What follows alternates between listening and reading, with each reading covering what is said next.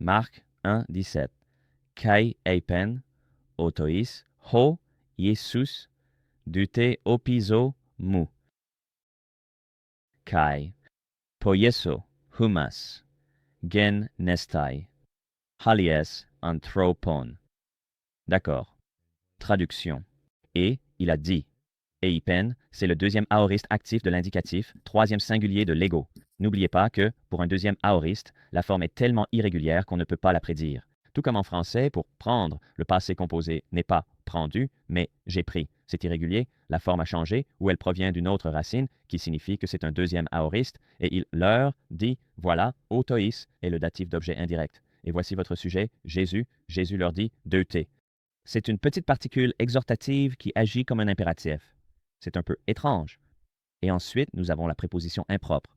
Une préposition impropre signifie qu'elle ne se trouve pas dans les verbes composés. Elle veut dire derrière ou après. Venez après moi.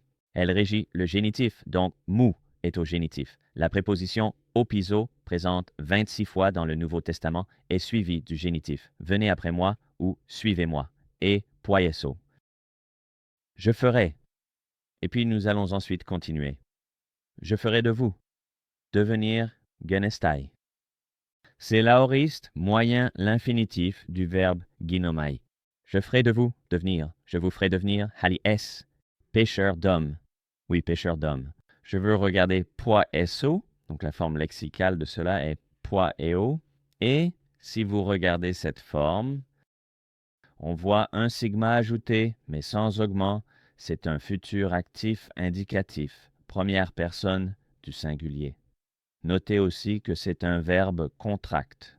Un verbe contract, c'est ou la fin du radical, et epsilon, omicron ou alpha, en ajoutant un formateur de temps comme un sigma ou un kappa juste à côté de cette voyelle contracte, ici un sigma, la voyelle s'allonge. L'epsilon devient un eta.